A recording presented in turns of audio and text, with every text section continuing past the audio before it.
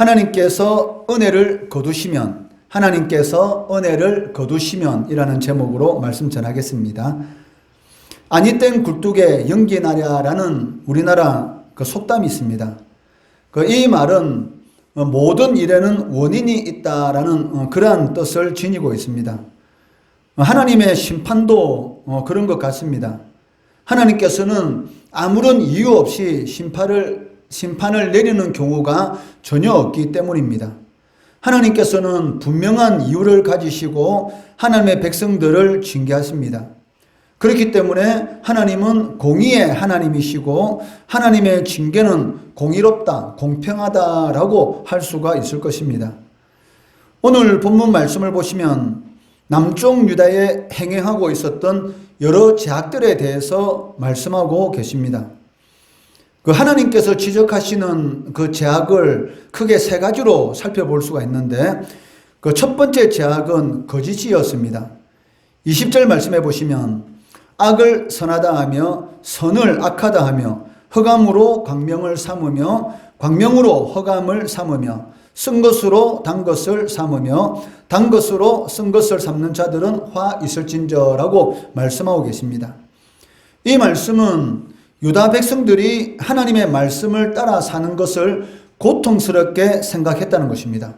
오히려 하나님의 말씀대로 살지 않는 것, 그것이 행복한 삶이다라고 생각하였다라는 것을 알 수가 있습니다.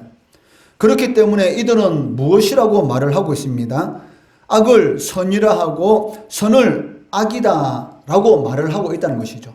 즉 자신들이 가지고 있는 가치관, 그 가치관이 잘못된 판단 기준인데도 불구하고 마치 그것이 옳은 것처럼 거짓된 것을 진리인 것처럼 아무 거리낌 없이 외치며 자랑하였던 것입니다. 그 이유가 무엇입니까? 바로 이러한 거짓이 자신들에게 부를 제공해 주었고 자신들에게 어떤 이권을 제공해 주었기 때문입니다. 그렇기 때문에 거짓된 것을 마치 옳은 것처럼 하는 이러한 그 행사들을 행하고 있었다는 것입니다. 두 번째로 하나님께서 지적하신 그 죄악은 교만이었습니다. 스스로 잘난 체하고 지혜로운 척하는 그런 교만이 당시에 유다 백성들 사이에 또 지도자들 사이에 행행하고 있었습니다. 21절 말씀해 보시면 스스로 지혜롭다 하며 스스로 명철하다 하는 자들은 화 있을진저라고 말씀하고 계십니다. 성경에서 지혜는 무엇을 의미하고 있습니까? 여호와를 경외하는 것이 바로 지혜다라고 말씀하고 있습니다. 그렇기 때문에 스스로 지혜롭게 여기는 자들은 미련하는 자들보다 더 희망이 없다라고 하나님께서는 말씀하셨습니다. 잠언 9장 10절 말씀해 보시면 여호와를 경외하는 것이 지혜의 근본이요 거룩하신 자를 아는 것이 명철이니라. 지혜의 근본은 무엇입니까? 바로 하나님이 어떤 분이신가를 알고 그 하나님의 뜻대로 살아가는 것, 바로 이것이 지혜다라고 말을 하고 있습니다. 그렇지만 반대로 잠언 26장 12절 말씀해 보시면 어떻게 하나님께서 말씀하고 계십니까? 내가 스스로 지혜롭게 여기는 자를 보느냐? 그보다 미련한 자에게 오히려 희망이 있느니라. 즉 스스로 지혜롭게 여기는 자들은 미련한 자들보다 더 희망이 없다라고 말씀하고 계시다는 것이죠. 그런데 당시 유다 백성들은 여호와를 경외하는 것이 진정한 지혜다라는 것을 인정하지 않았다는 것입니다. 자기 자신의 가치관에 안경을 쓰고 자기 자신만이 지혜롭다라고 생각하고 자신이 원하는 그러한 삶을 추구하고 있었습니다. 하나님과는 전혀 상관이 없는 그러한 삶을 살아가고 있었다라고 말을 할 수가 있을 것입니다. 세 번째로 하나님께서 지적하신 죄악은 방탕입니다.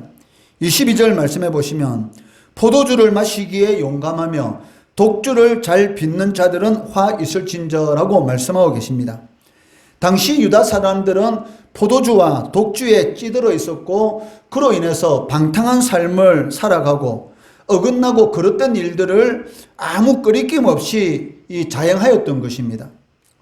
거기에다가 어떠한 경우라도 뇌물을 받으면은 그 뇌물을 준 사람에게 이롭도록 그러한 판결을 하는 것을 볼 수가 있다는 것입니다. 지도자는 뇌물을 받으면 안 됩니다. 그 이유가 무엇입니까? 뇌물을 받게 되면 이 밝은 눈이 어둡게 되고 지혜자의 지혜가 흐리게 되고 그리고 죄인을 의인으로 둔갑시키고 의인을 정죄하게 되는 그런 강력한 위력이 바로 이 뇌물에 있기 때문입니다. 사람이 어떤 사람으로부터 이 돈을 받으면서 무엇을 부탁한다고 한다면 그 일이 이 불법인데도 불구하고 거절하지 못하고 그 일을 행함으로 인해서 이 정치인들 중에 우리나라에서도 지도자 중에 이 교도소에 가는 사람들이 얼마나 많습니까? 그 이유가 무엇이냐면 바로 이 뇌물이 죄인을 의인으로 둔갑시키고 의인을 정죄하게 만드는 그런 강력한 위력이 있기 때문에 결국 나중에는 그러한 일들이 자신에게로 부메랑이 되어서 돌아오게 되었던 것입니다. 23절 말씀해 보시면 그들은 뇌물로 말미암아 악인을 어렵다 하고 의인에게서 그 공의를 빼앗는도다. 즉 뇌물을 받음으로 인해서 악인을 어렵다 하는 것, 이것뿐만이 아니고 오히려 의인들을 핍박하는 그러한 일까지 자행하였다라고 말씀하고 있습니다. 당시 유다 사람들은 뇌물만 주면 문제를 해결할 수 있다라는 그런 생각을 가지고 있고 또 지도자들도 저마다 앞다투어서 뇌물을 받기에 급급하였던 것입니다. 이것은 무엇을 의미합니까? 바로 유다 사회가 이 부정과 불법에 물들어 있었고 황금 만능주의, 돈이면 모든 것이 다 된다라는 그러한 생각이 꽉 차 있었다라는 것을 알 수가 있습니다. 이처럼 하나님의 말씀으로 지도자들이 판결을 내려야 되고 판단을 해야 되는데도 불구하고 하나님의 말씀보다 무엇을 더 사랑합니까? 바로 뇌물을 더 사랑하기 때문에 하나님의 율법을 무시하게 되고 심지어는 하나님의 뜻대로 살아가려고 하는 사람들을 핍박하게 되는 그러한 악한 일들까지 저지르고 있었던 것입니다. 이처럼 하나님의 백성들이 하나님의 말씀을 멸시하고 또 의인을 핍박하게 되면 그 결과는 어떻게 될까요? 바로 24절에 하나님께서 말씀하시는 것처럼 뿌리가 솟고 꽃이 티끌에 날리는 것처럼 결국 그 사람의 삶에는 아무 열매가 없을 것이다 라고 경고하고 계시다는 것입니다. 24절 말씀해 보시면 이로 말미암아 불꽃이 거루터기를 삼킨 같이 마른 풀이 불 속에 떨어진 같이 그들의 뿌리가 섰겠고 꽃이 티끌처럼 날리리니 그들이 만군의 여호와 율법을 버리며 이스라엘의 거룩하신 이의 말씀을 멸시하였음이라 라고 말씀하고 계십니다. 사실 하나님의 백성들은 사나 죽으나 하나님의 말씀으로 살아가야 됩니다. 왜? 말씀에 생명이 있고 말씀에 모든 문제를 해결할 수 있는 해답이 그 하나님의 말씀 안에 있기 때문입니다. 신명기 1장 2절 말씀해 보시면 호렙산 즉 시내산에서 가나안 땅 접경 지역인 가데스 바네아 이 거리가 10하루길 즉 11일 만에 갈 수 있는 길이다라고 하나님께서 말씀하고 계십니다. 그런데 이스라엘 백성들이 가나안 접경에 이르는 기간이 무려 40년이라는 시간이 걸렸다는 것이죠. 그 이유가 무엇입니까? 바로 이 가데스 바네아에서 하나님의 말씀을 불순종하고 하나님의 말씀을 믿지 못하고 하나님의 말씀을 멸시함으로 인해서 결국은 이스라엘 백성들이 이 38년을 더 이 광야에서 방황하는 그러한 삶을 살아갈 수밖에 없었던 것입니다. 이처럼 하나님의 말씀을 멸시하게 되면 인생의 시간을 허비하게 된다는 것입니다.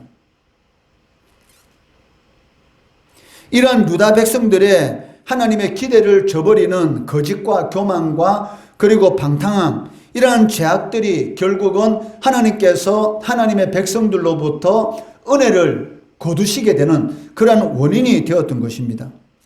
하나님께서 은혜를 거두게 되면 유다 백성들에게 어떠한 일이 일어나겠습니까?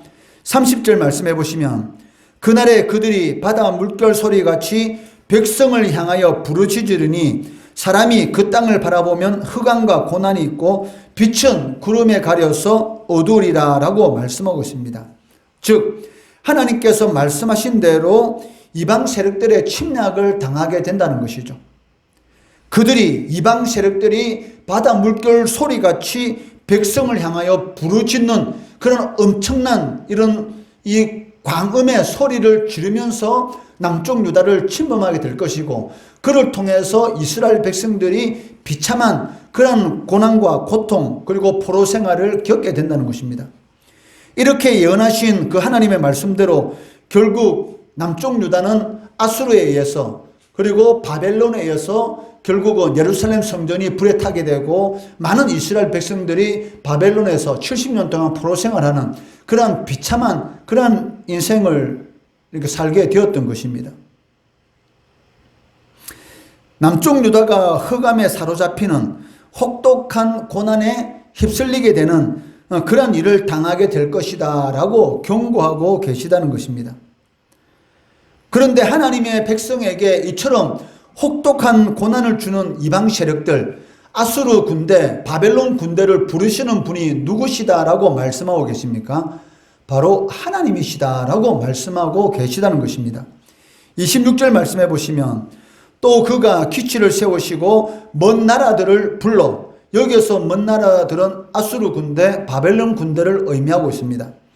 먼 나라들을 불러 땅 끝에서부터 자기에게로 오게 하실 것이라. 보라, 그들이 빨리 달려올 것이로되.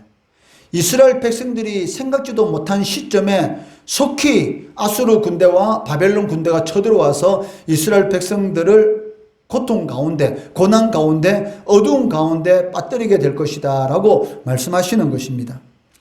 이는 하나님께서 하나님의 백성을 보호하시는 보호자로서의 손을 거두는 것으로 끝나는 것이 아니라, 주변에 있는 열광들을 움직여서 이스라엘 백성들을 침략하도록 하나님께서 만들겠다라고 경고하시는 것입니다. 그렇기 때문에 아수르 군대나 바벨론 군대는 결국은 하나님의 도구로 이스라엘 백성들을 징계하는 그런 도구로 사용되었던 것을 알 수가 있습니다. 하나님의 백성들에게 있어서 희망은 무엇입니까? 바로 하나님입니다. 오직 하나님이 빛이시고 생명이시고 우리들에게 능력이 되신다는 것입니다. 그런데 그 하나님께서 더 이상 하나님의 백성들에게 빛을 비춰주지 않으시면, 은혜를 베풀어 주지 않으시면 결국 하나님의 백성들의 삶은 어떻게 되겠습니까? 38년 동안 광야에서 방황했던 이스라엘 백성들처럼 흑암과 고난의 삶, 방황하는 삶을 살아갈 수밖에 없다는 것입니다. 그렇기 때문에 하나님의 백성들은 하나님의 기대를 저버리는 그러한 삶을 살아가면 안 된다는 것이죠. 하나님의 백성들의 기대는 무엇입니까?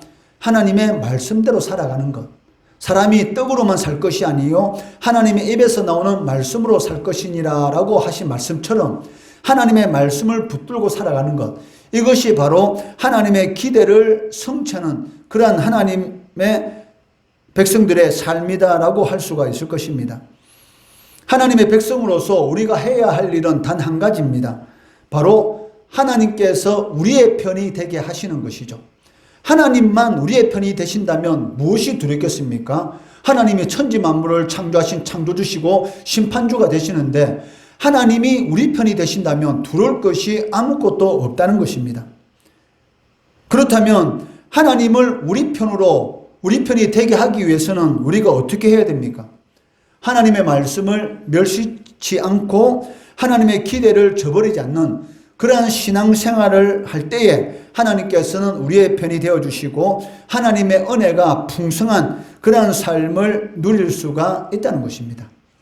하나님께서 은혜를 거두는 그러한 삶이 아니라 하나님의 은혜가 우리의 삶 가운데 차고 넘치는 그런 은혜를 누리시는 우리 성도들 되시기를 주의 이름으로 축원합니다.